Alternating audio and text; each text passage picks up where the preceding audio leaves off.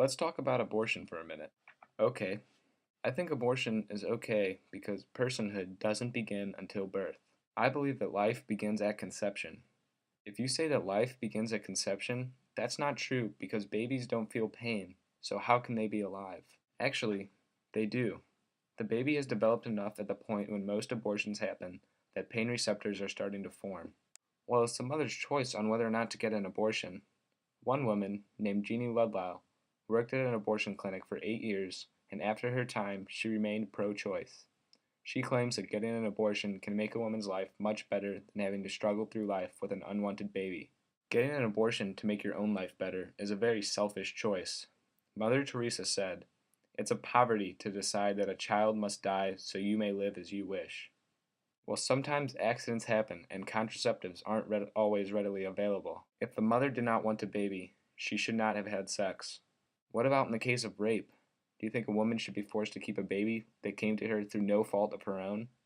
I'm not saying the mother has to keep the baby if she does not want to or is not financially able to.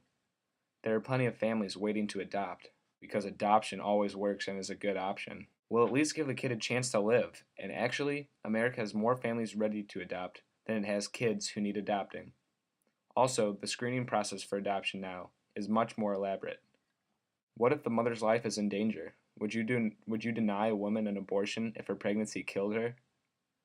I believe God has a plan for everything.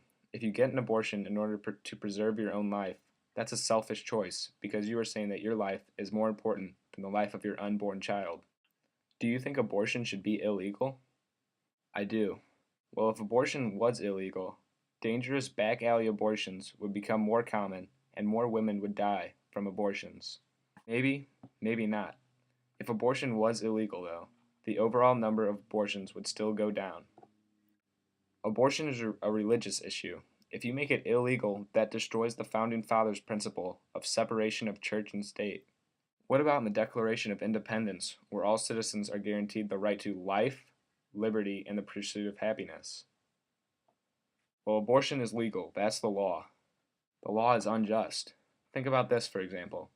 Imagine you get a girl pregnant. You didn't mean to, but it happened. She says to you, "I want to get an abortion." You say back, "No, have this baby. I'll be the sole provider for him." She says in reply, "It's my choice, not yours." How would you feel?